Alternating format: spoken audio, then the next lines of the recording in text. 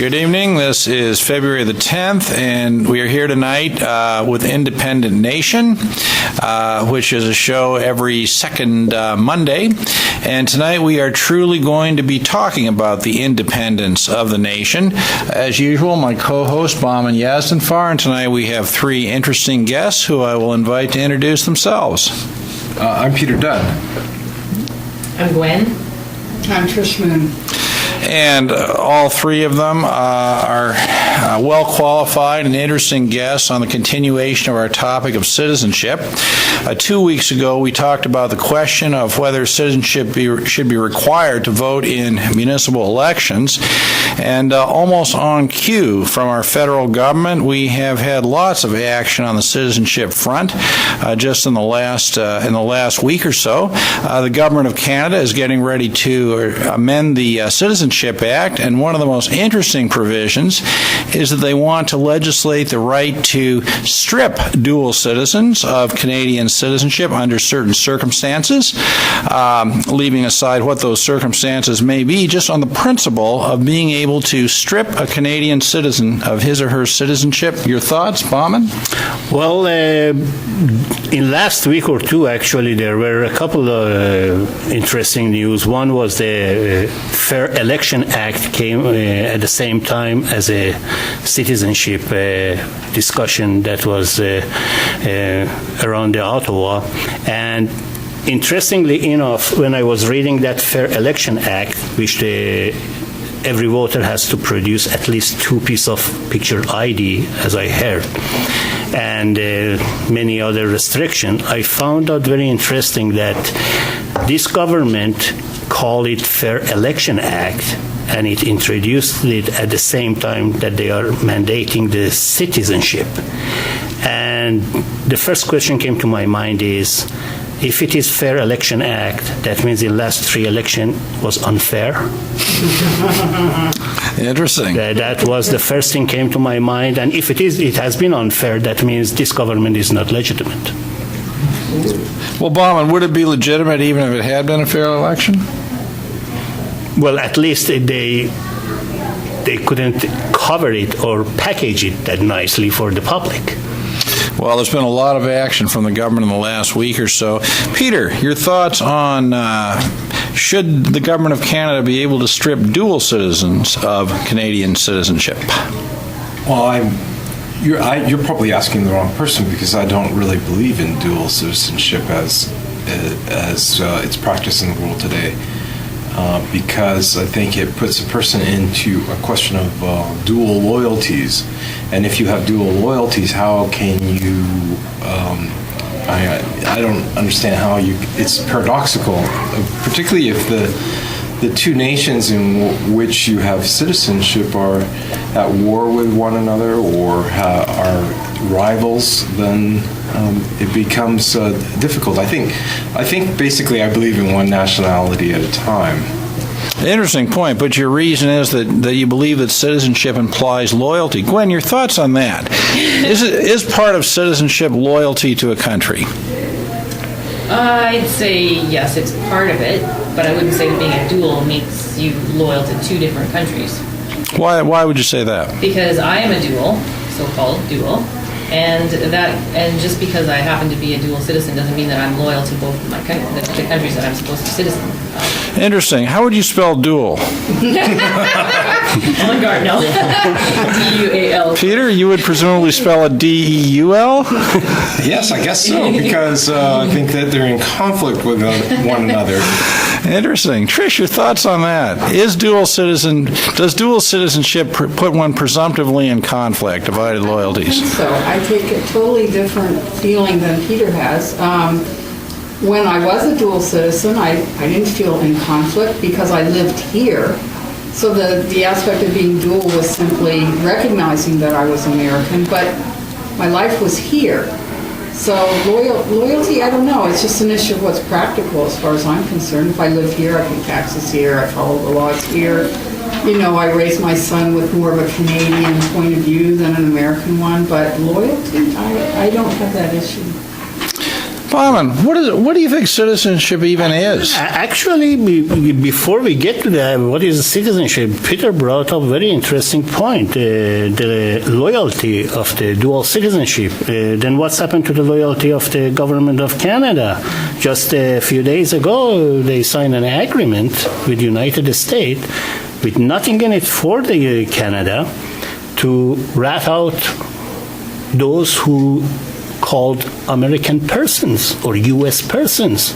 So where is the base of the loyalty of government of Canada that lives based on by taxpayers' money?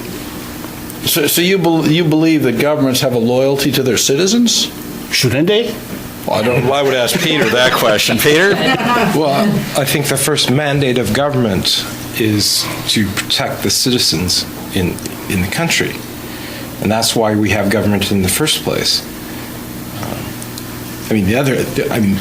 The older form of government is just the most powerful family comes and gets the biggest army and then basically takes over the country and forces everybody to pay them taxes. Sounds like something out of a Mario Puzo novel. Maybe. So it's a form of organized crime. But in constitutional government, it's the people who form the government in order to protect themselves from possible threats, either external or internal. So if the government fails to protect the citizens, then they've lost their reason to be, their raison d'être. Well, now you're raising an interesting point. What your comment seems to me to assume is that government should be at the service of the people that democratically elected them. Gwen, your thoughts on that? Yeah, I agree. I think my loyalty was to Canada until Canada just betrayed me, the government did. And I would have been, I have been a loyal so-called citizen of Canada, and I feel betrayed. So I think, the people are the government, but this government doesn't seem to think that. This government seems to think that they are the dictators and they're telling us what we have to do or telling whomever what they have to do, and I'm at their mercy. I have no way to deal with that, and I don't know what to do. So you're seeing a bit of what you think is a role reversal here. Yes. Yeah, absolutely. They're basically dictating what is going to be, and I don't have any power. Trish, should citizens have power? No. I don't think so. They should. That's the idea, right? But the governments all seem to be pretty connected to business and the corporate world, and that's exactly what happened with the FATCA. The banks got chosen over the citizens, so I understand why Gwen would feel betrayed. Your betrayal is over FATCA? Yes, absolutely. Well, maybe we better pause for a moment then. It occurs to me that we haven't even really introduced FATCA. Perhaps Bauman would like to introduce FATCA. It's called Foreign Account Tax Compliance Act. That is by the U.S. government. There's a blogger in Dubai who calls it Fear and Terror Caused by America. And there are a number of other acronyms. But Bauman, tell us about FATCA. Well, FATCA was or is a policy of IRS, a company, a corporation, south of the border that ask sovereign nations, a government, official government elected by people like government of Canada, to cave in and provide information about the citizens or ex-citizens or half ex-citizens, if we call dual citizenship, to the IRS in order to collect money, and not only doesn't end there, but also provide administrative work for them through the banks or charter banks in Canada, which is paid or subsidized by taxpayer of Canada. That means very soon, after February 5th, which they signed this agreement, and it will come to the effect of July 1st, which is Canada Day, coincidentally, the whole Canada pays part of their money to become a collection agency for IRS. So All IRS Canadians pay their money to become collection agents for the IRS. government, yes. It's like have you seen those people who ticket the parking to give parking ticket in Toronto area? I have. Okay, they are giving you the ticket, but the administrative of the collection is done by provincial government. The same principle applies here. It's a private company, south of the border, different sovereign nation. Ask the government of Canada to force the banks to become collective, to do the collection for the IRS, for those who either were born there or just had to travel there for a while, or whatever reason the definition they come with. So in other words, are you saying the banks are essentially giving parking tickets to Americans? No, banks are collecting the money or the information to give for those parking tickets that is supposed to be issued by IRS. I see. So they're doing the heavy lifting, in other Yes, words. and not only that, I am very surprised that Treasury brought the word betrayal. If, as a citizen, as a Canadian citizen, if I divulge any information that affect the country, government, or nation, I will be tried as a spy. And yet our government provides information about the citizens, which is private, and the divulging of those information should be protected under the Privacy Act. And nobody goes after the government. It is a criminal act. Agreed. It is under the law, under the Section 70A. Every person who spies for the enemy is guilty of an offense and conviction, imprisonment for life or to less punishment. But that would apply only if the United States were an enemy. But we are providing information of the citizen to a foreign nation. Well, It is a private information given to the foreign nation. but the statute specific, I'm reading it off your screen, it says enemy. Is the United States an enemy? Does the government of Canada has consent of all of those 1 million Americans here before go to this agreement? Okay, all right, interesting. Maybe we can simplify a little bit, okay? In its most essential terms, in one or two sentences, what is this FATCA thing all about? What does it actually say? What does it require? One of the three of you want to give us the answer to that? Peter? It requires that the banks around the world, what the United States calls foreign financial institutions, give the information of American citizens abroad and, well, within the country as well. Anyone who's an American citizen or an American or a United States person, they have to collect their bank account information and send that to the IRS. So that's, in a nutshell, what it's about. And so what the government of Canada has done is they've signed an intergovernmental agreement in which they define what bank accounts are exempt from the requirements, such as our registered retirement accounts, our RESPs, our RDSPs, our TFSAs, and also what account levels would then be it's a little bit hard to explain, but if you have, say, for example, $50,000 in your bank account, then the bank is required to do an electronic search to see if you're a U.S. person. And if you have $1 million, then they have to do more exact searches. So these thresholds are there in order to require the bank to find information about the client.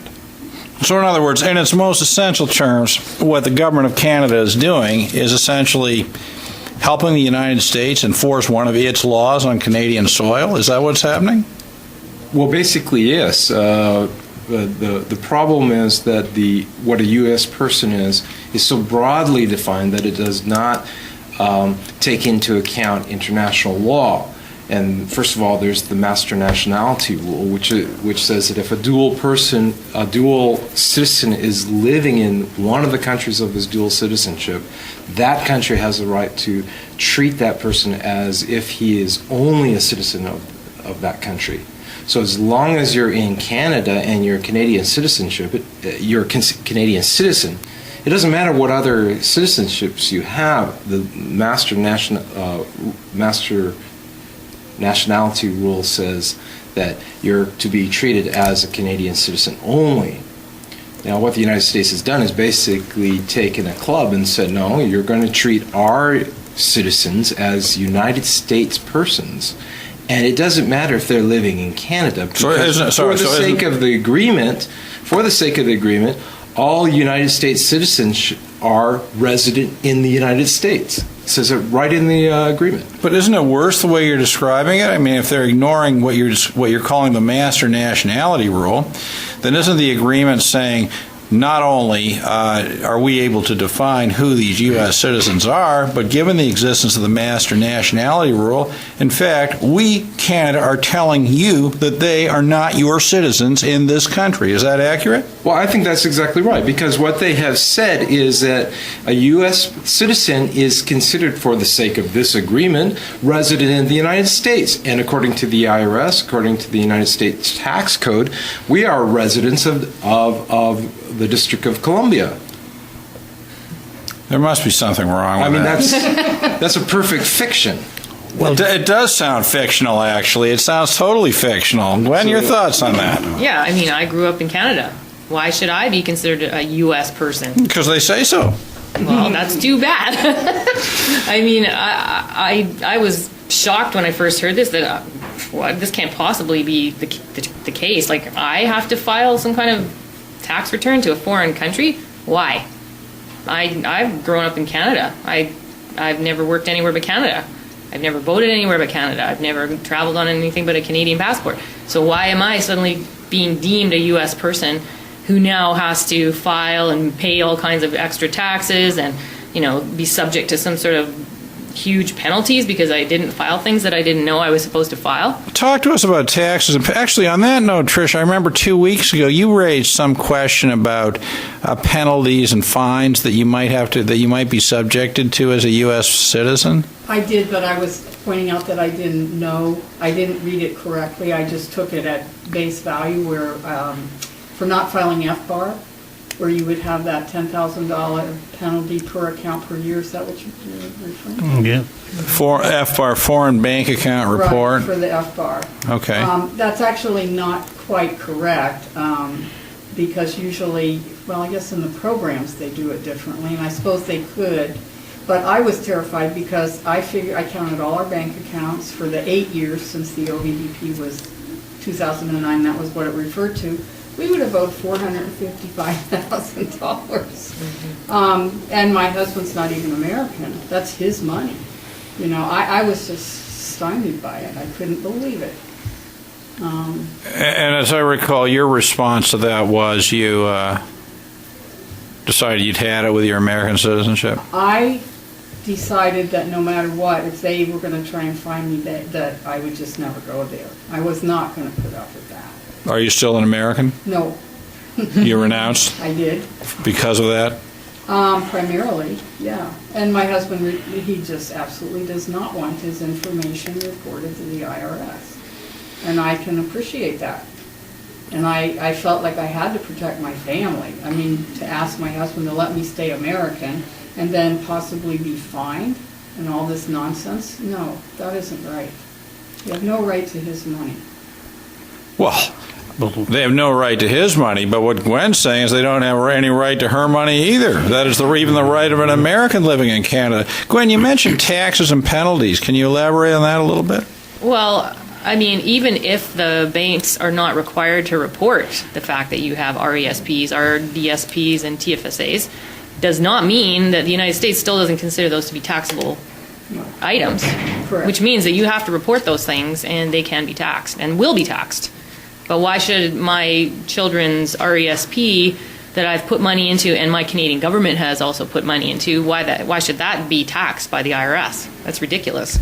Well, those types of things, as I understand, are not even taxable in Canada. Is that right? Right. They're not taxable. Okay. I mean, they're taxable at the end. Obviously, you take them out in the end because it's deferred, but IRS is not going to consider them deferred. They're going to tax you now. Only the RRSPs, they allow that. Yes, but you have to file a bunch of paperwork and make sure that you've got that all in order, else they're not going to necessarily give you the exemption.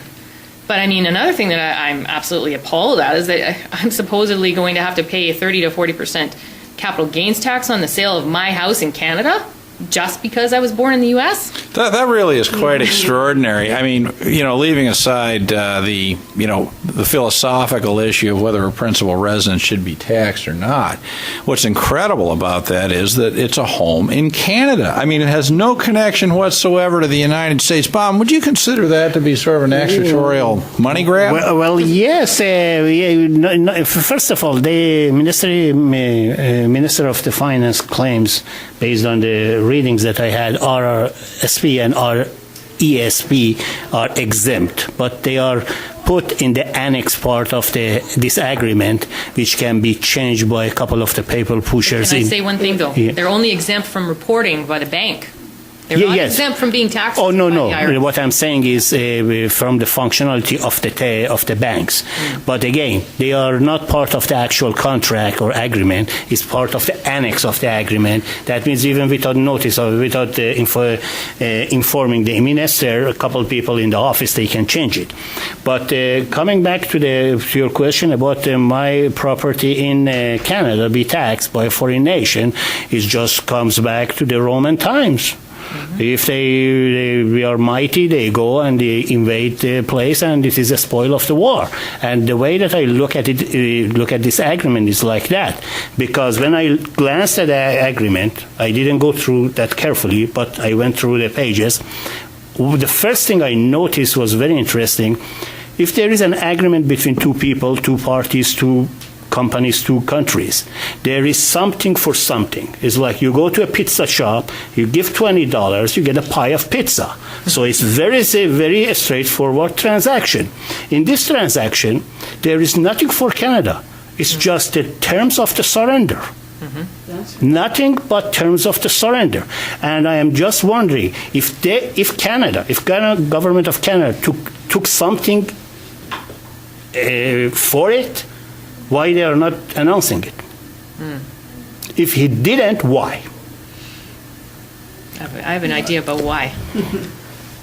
Peter? Well, I have to agree with Bauman about his original claim that giving what was it about the enemy that you read? It's Section 78 of the Criminal Code of Canada, which under the National Defense Act, that claims that anyone who gives the information that affects the country, and because to an enemy, to enemy, yes, Right. yes, To an enemy. and when you're talking about the Roman method, or actually it's the older method of government, was that if you were strong enough, you would go and first of all take over your own country, and then you'd start going from city to city in other countries and taking tribute and perhaps killing the people. But if they just gave you the money, then you would go home, and then you'd go back in 3 or 4 years when they had a little bit more money again. And I bet you, because of this legislature, I'm pretty sure we will have a lot of casualties, but they are uncleared casualties. Yeah. People who have heart attack, people who have who lose their medication, people who lose their family. These are all casualties of the war. But because it is not like a mass scale, or it's not being advertised or announced, it doesn't mean that it's not there. Well, they're clearly casualties of U.S. citizenship as well, it seems to me, or at least U.S. citizenship abroad. But, what I find extraordinary about this is that, I mean, those of you obviously feel that this is an unjust, a bad thing, a horrible thing.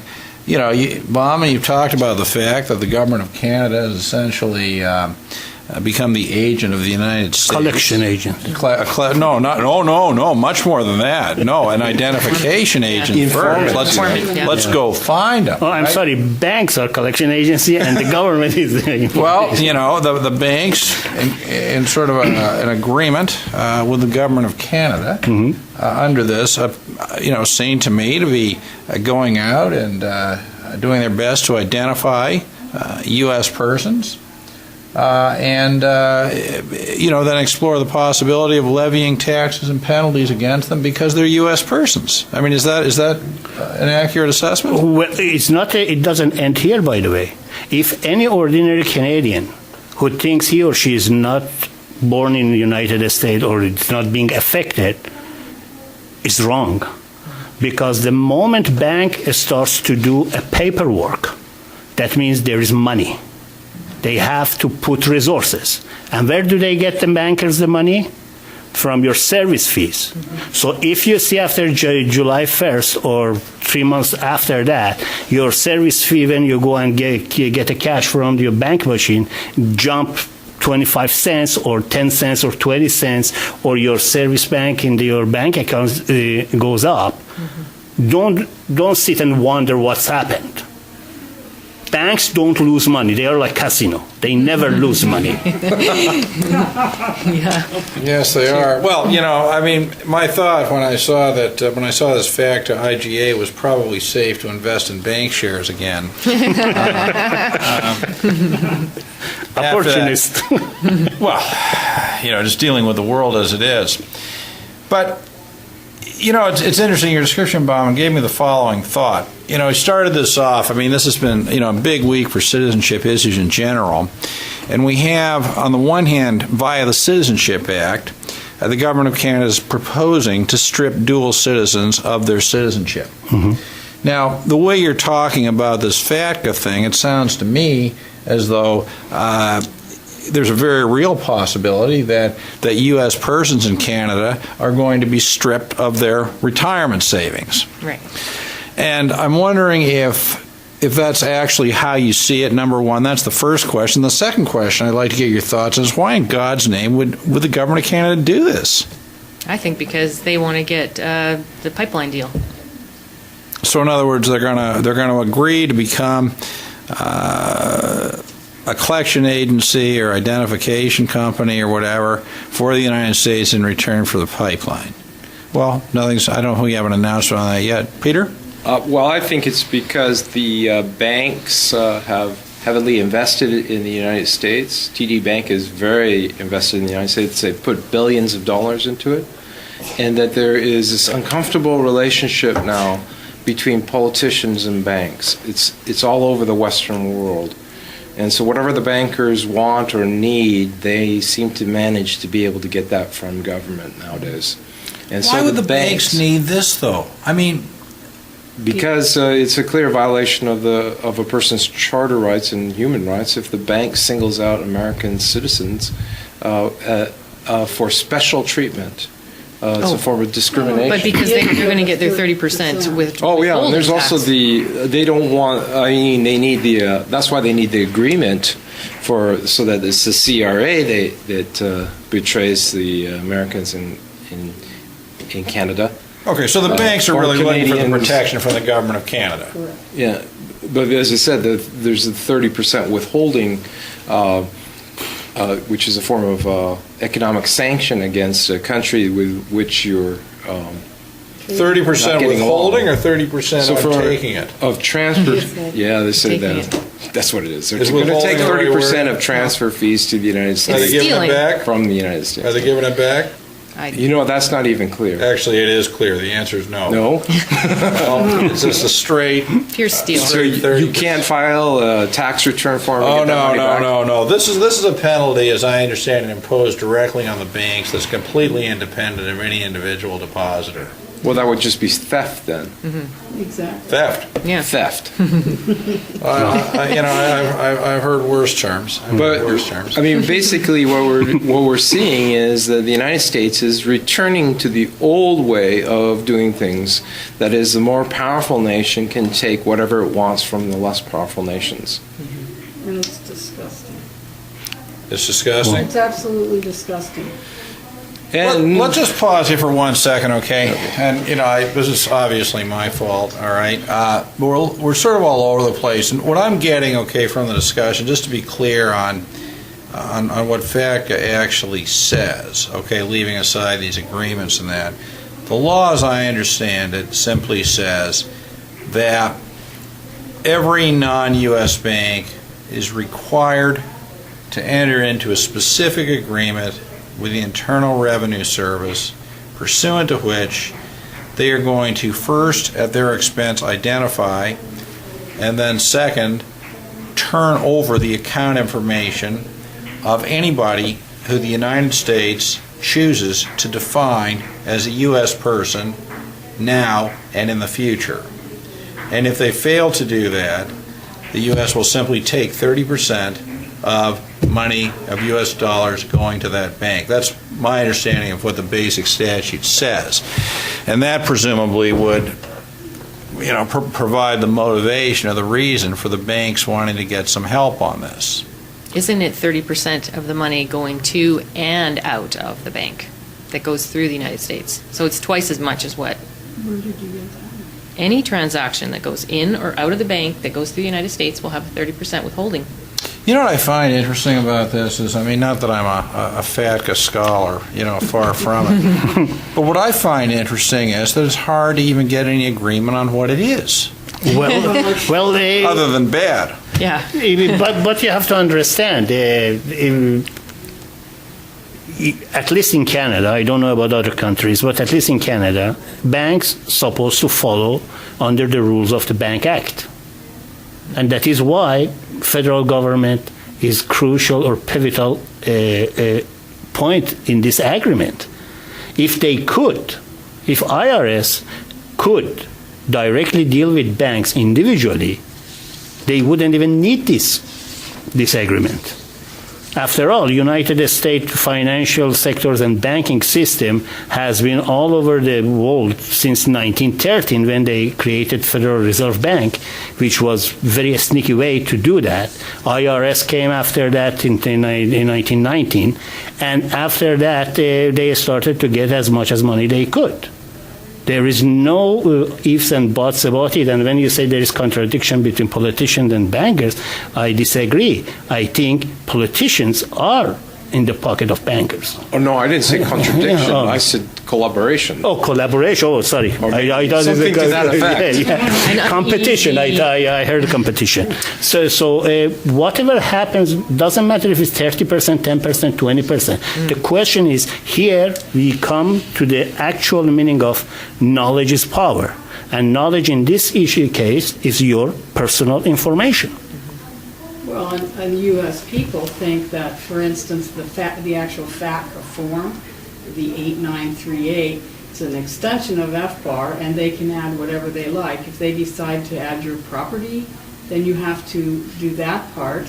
And a lot of people think that one of the functions of FATCA will simply be to be very aware of what actual wealth people have, so that when the estate tax kicks in, they know exactly already what you've got. Or that they could even confiscate it if they wanted it. Why don't we submit a spreadsheet of whatever we have at home? Well, I did that when I filed my 8854. So here if you want to leave the United States, you have to explain to them what your assets are. And I think that this is, in fact, a violation of, what has been known for many centuries in English common law as a man is the king of his castle, or his home is his castle. The idea that the king doesn't have the right to go into a man's house and take an inventory of what he has in his house, because his house is his castle. And Are you familiar with writs of assistance? no. Well, I don't know a lot about them, but writs of assistance were essentially, were responsible in part for the American Revolution. These British soldiers would come in and just kind of look around. You see what they needed? Well, see what was there, whether they needed it or not. I think that's the point. You're right. The point of information returns, of which something like the 8938 or the FBAR, are just examples, is precisely that, to inventory assets. But and what you said, or what Peter just said, is they're actually extorting you when you want to leave the country. And you are not the ownership of, you don't own your citizenship in that case. They own your citizenship, and you have to pay them to give it up. Well, if you're rich enough, you Yeah. pay them. Well, everybody Doesn't has take to much. pay. You either pay them directly or you pay in the form of, fancy accounting fees and, Right. all those kinds of things. But the language going around this table is extraordinary. You're reading a statute talking about enemies. We have language like extortion. Well, I can give you something good And, too. it's interesting. I was drawn to my attention this afternoon a very interesting article on this agreement that the government signed with the Internal Revenue Service by somebody named Don Whiteley. And I'm going to read you some things out of this. I'm just curious what your reaction to them is. Here he's saying, under negotiation for 2 years, this new tax information sharing agreement. Is it a tax? I'm not even sure it's a tax agreement, but okay. Now listen to this. Represents a colossal surrender of financial sovereignty for Canada. What do you think of that? Exactly. Would you agree with that? Absolutely. Yes, it's terms of surrender. Yeah. Period. Yeah, and it actually has nothing to do with tax. That's just the way they link it in your mind to the tax treaty, so that people think, oh, there's nothing we can do about it. It says, though, a colossal surrender of financial sovereignty. I mean, would you restrict that just to financial? It seems to me it's an awful lot more than that. I mean, look at it this way. So, what FATCA says in its original terms is that essentially the banks are required to do what the IRS says when they say it, now or in the future.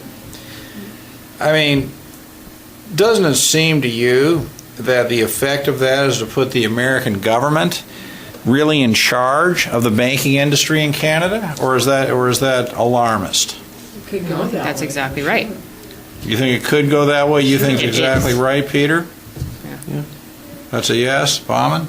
It is tip of the iceberg. Just Only the big tip and- of the iceberg. I can always count on him to be a minimalist. Yes. Do tell. Tip of the iceberg. Because you see, years back, I used to teach sales, and I used to tell to the audience, when you go and try to do process of the selling from the prospecting to closing, you have to follow certain rules, certain steps, certain chains, part of the chain. The same thing applies here. If they send troops to Canada, it's considered as an act of war. But if little by little penetrate through the industry, through the taxing issue, through the banking issue, one day you get up, wake up, to open your eyes, take the curtain out, and you see dual flag in front of your street. One of them United States flag. And then? And then, eventually, the one flag, the old one, will be disappear, and you become 51st state, Well, they want our natural resources. which they have it already. On that note, remarkably, this is amazing. I never would have thought of this. What Don Whiteley now says, okay, you're talking about this sort of creeping assault. What he's saying, for the U.S., is arguably the most successful assault on Canada since the War of 1812. Well, Actually, for those of us who have any, I wasn't around in 1812, I don't think, but I don't think that it was a successful assault on Canada. there in the War of was no, 1812, was it? that is the oxymoron, because there was no What he must mean, arguably, the attempt. the most attempted assault Yeah. on Canada. Well, they did assault Canada. Yes, but it was not successful. Not a successful assault. Well, depends on what you mean by success. Well, They actually invaded Canada. That part was And successful. we're repelled, though. This one. On that note, if we followed the footstep of the 1812, I believe, if I'm not mistaken, 1812, yeah. still there is a chance to not let this assault take place. Because in that agreement, there is, first of all, although it's a little bit of the contradictory, in one part it says there is 12 months notice to go through the cancellation of this agreement. And in another part it says it has to be in effect at least to the December of 2016, which is more than 12 months. But just being there, it gives an opportunity for those like-minded individuals who don't agree with this, go ahead. And even I suggest, my opinion. I am not a lawyer and I don't know. I suggest even class action lawsuit against federal government. Oh, people have Yeah. already got that in mind. Actually, he talks about that also. This is Well, I very didn't read that. Are you copying?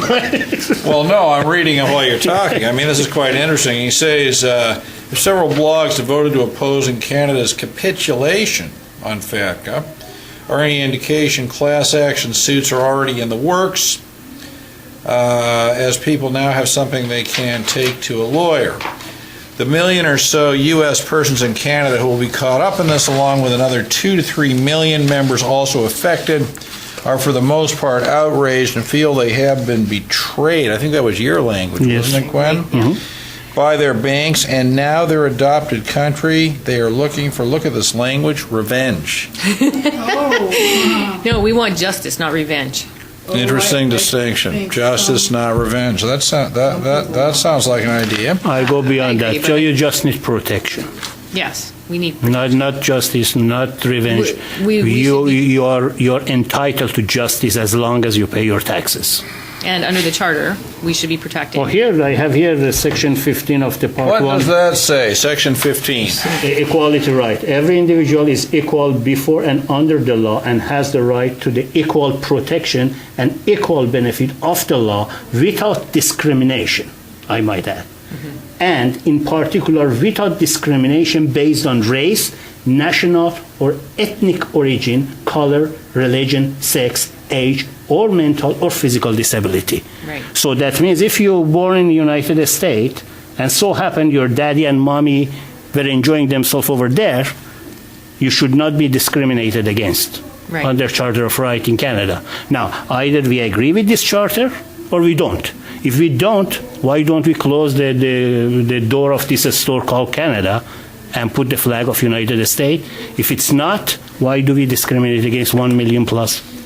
Interestingly, on that note again, borrowing from Mr. Whiteley, he actually talks about Section 15 of the Charter, and what he says is, he's referring to constitutional expert Peter Hogg, who was at one time, I believe, Dean of Osgoode Hall Law School, but he's saying, according to Hogg, any legislation that allows banks to single out for special treatment Canadian citizens and residents who are also U.S. persons would be discriminatory in a way that would not withstand Charter scrutiny and would be a violation of Section 15 of the Charter.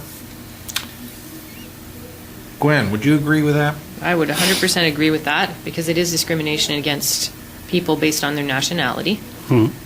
And I also think it would be a violation of, I think, Section 8, where you should be protected against unlawful search and seizure, because there is no proof that any of these people that they're trying to hand over to the IRS have done anything wrong. Is that not search and seizure?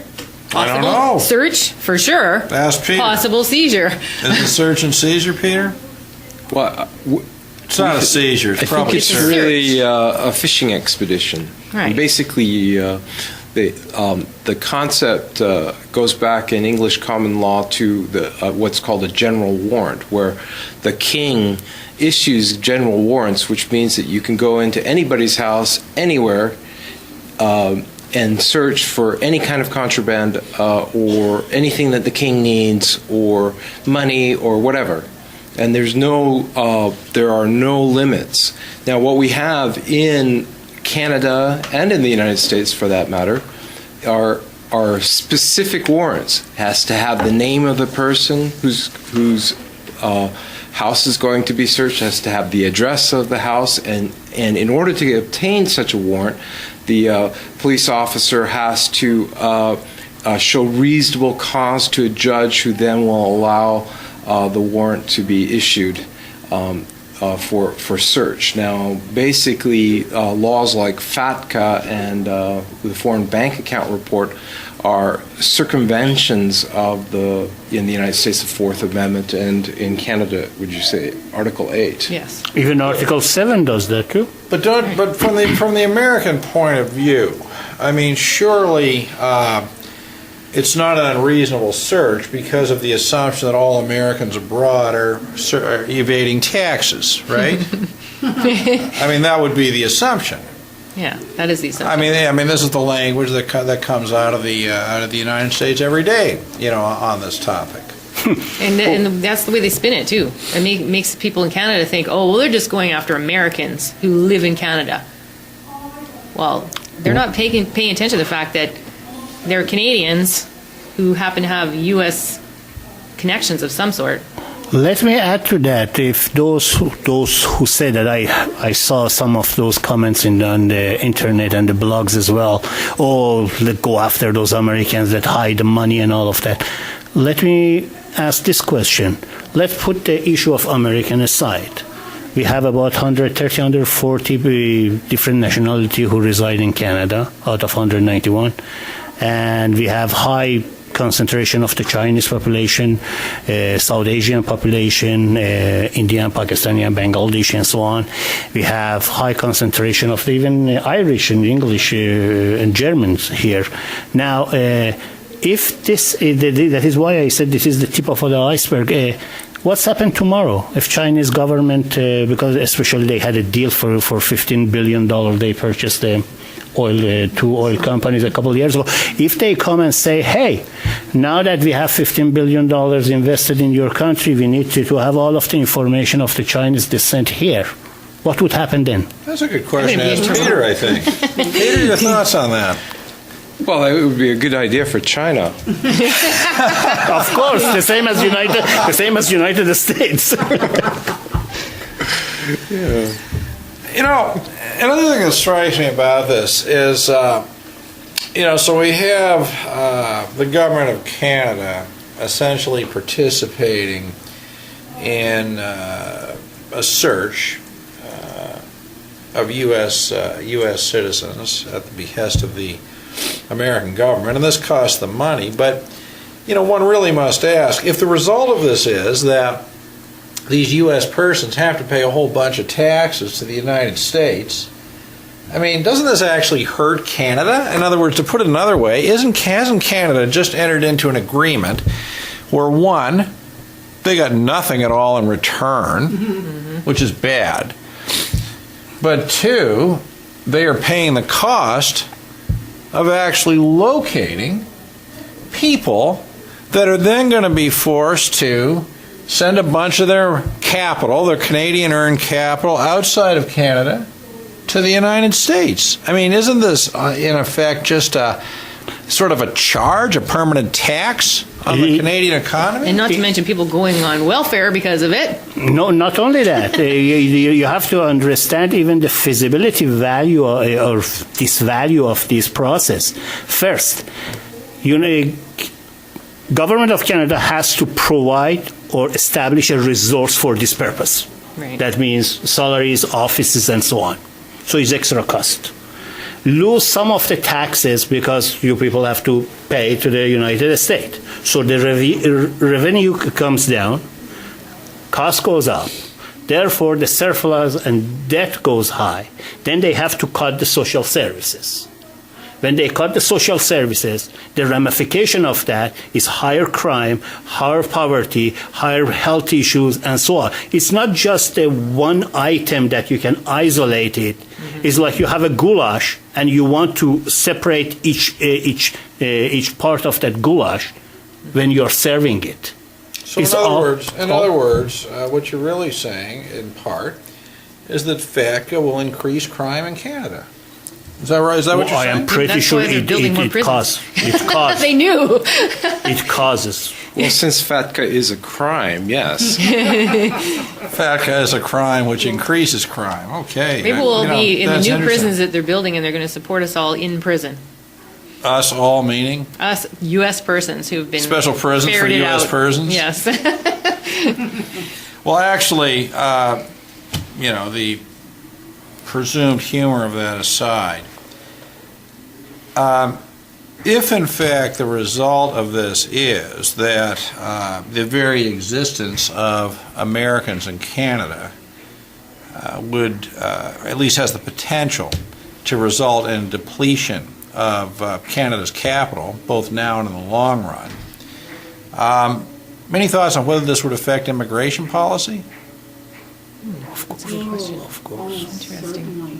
Certainly. But you know what, it makes me wonder, Canada then would say, get rid of the Americans. Yeah. You know, we'll strip them of their dual citizenship, you know? Yeah, well, coming full circle to where we started, I mean, that's very interesting because, I couldn't imagine, this would happen in the short run, but, once these laws are on the books, this is always a problem. But, so last week we have simultaneously, on the one hand, amending, the thought of amending the Citizenship Act to be able to strip dual citizens of their citizenship. On the other hand, signing on to FATCA, giving a very, very good reason to not have U.S. citizens in Canada. Absolutely. If you look at the other side of the coin, what would happen if we get the dual citizenship off, and those who are in Canada become Canadian, not American? Do they still have to follow or fall into the regulation of FATCA? Well, I don't think they should even right now. No. I mean, Yes. even No. from perspective of even government. Let's say government or wise, sage. Not to mention they are just auctioneers, So I'm auction in thinking- Canada. I'm thinking of- but let's say they are sage, and they are looking at their point of view, and they say, okay, we don't need dual citizenship. So we have 1 million people here, so we are going to put them in the calendar and say, okay, this part stays in Canada. Let's say half of them, and become Canadian. Do they still have to follow the FATCA? if they haven't No. renounced their U.S. No, if ties. Canada says that you don't have dual citizenship anymore, I would be as happy as a clam. But it's not nothing. I'm a Canadian. But nothing said in the Well, then I agreement. wouldn't- Yes, but if they said that I was stripped of my dual citizenship, as long as it was my American citizenship that was stripped off me, and because of that, the bank does not consider me a U.S. person, I would be happy as could be. That is But- that is the tricky part. Let's U.S. suppose- person and the citizen are two different Let's things. suppose that they, well, true, but let's just suppose they strip me of my Canadian citizenship, though. Then I'd They be, can't do that. they could do that. Why not? Then you wouldn't be here, would Well, you? they could tell me that I was extradited because of it. Isn't that precisely what the proposed legislation is allowing? Stripping dual citizens of Canadian Yeah, citizenship? I yeah. think It's that's not about precisely stripping what you it's of your allowing. That's other right. citizenship. That's right. Then that would worry me. So I'll go straight to the embassy and, and renounce. Yeah. Peter's right. Then it's not a good idea you be in this show at that moment. No, it's not a good idea to be a dual. I would, yeah. Actually, I think I'm not sure it's that at all. I think it's maybe not a good idea to be an American. Yes, it's not a good idea to be an Is American. the problem here. at all. An American outside of America, is basically the problem, I think, isn't it? I mean, Peter, you've renounced your American citizenship, haven't you? Basically. Basically? What is basically? You're partway there? You're basically He's there? relinquished. I Relinquish. relinquished my Oh, U.S. yeah, citizenship yeah. when I became a Canadian. Okay, yeah, to be more precise. Okay, interesting. Okay. So, as concisely as possible, the one thing I think that this discussion has illuminated is that whatever's going on with this FACTA stuff, it sure is a bad thing for Canada and Canadians. So, I want to make a point because you mentioned about the pipelines. The way I feel that Canada is becoming like a three-part entity, the same as three mainstream parties, NDP, Liberals, and Conservatives. The fight is not for the FATCA, is not for the American citizen, it's part of the larger picture. The fight is between the bankers, oilers, and union bosses. Put it this way, the way I see it. Sometimes I come to the idea, would it be possible to divide the country to three parts and say, okay, all of you conservative go in one part, all of you liberal go in another part, and all of the NDP. So we wouldn't have to spend all of these resources and money and manpower to bickering and fighting with each other. Because the bottom line is here. We have a government that is protective of the oil companies. We have our opposition who was protective of the bankers is in the third degree now. And the union bosses, the party representing union bosses is in opposition. So they don't have anything to say because it doesn't really help them. So I believe FATCA or all of these small agreements are part of a bigger picture. Somehow that Canada doesn't have something underneath that unifies. Oh, they Yeah, do sure. have it, but it's not available to public like you and I. Well, yeah. Yeah. I think the bigger picture you're suggesting is really just a world where individuals don't matter. Of course. Yeah. Of course. It's interesting. The early 70s, I think, there was a movie, an early James Caan movie called Rollerball. Anybody remember Yes, that I movie? remember that. I Oh, you do? remember that. Okay, interesting. I remember That's that. good. What it was about was essentially a world where it was run by corporations. And obviously not by people, but even governments, sort of being under the control of corporations. If you look at a situation like this, I mean, without complicating it and without getting into too many details, it would appear that the reason that the Harper government signed this IGA with the United States was to give a benefit to the banks at the expense of the individuals of Canada. Would that seem reasonable to you? Absolutely. Clear. You brought the name of the movie. The recent movie that really complements that movie is Hunger Game. I've not seen that one. What's that about? That is about, again, corporations that run people and just individuals become a puppet, like old bread and circuses of Romans. Same thing is being applicable here. Well, I really must see that because I've learned to see most of the world through either bumper stickers or movies, one of the two. Probably those are the places that we can obtain our Especially bumper information. stickers. They take less time to read. The way the Hunger Games works is that the District 1 is the United States, and all the rest of the districts have to pay them tribute, Yes. including Yes. human life. Yes. Are you talking about Hunger I Games? must see this. Well, actually, on that theme, there's another one that I think is similar and sort of I think explains how FATCA actually works. Is the Tom Cruise movie Oblivion, which is essentially about some alien life force up in the sky that sends people to the remains of the planet Earth that look like human beings and uses them to sort of suck the resources out of the Earth back up to the alien life form. And it looks to me like the combination of FATCA and citizenship-based taxation is exactly that. I mean, all these U.S. persons in Canada are just being used as an excuse to suck the resources out of the country. Yeah. But we're coming to the end here. We're coming to the end here. But one question I'd like to ask is coming back to this fascinating article by Mr. Whiteley. Should people be worried about this? He says, get this. He says that some U.S. persons will escape detection. It means that we're definitely criminals who are hiding. You're going to escape. What do you think your chances are of escaping detection? And would you even want to?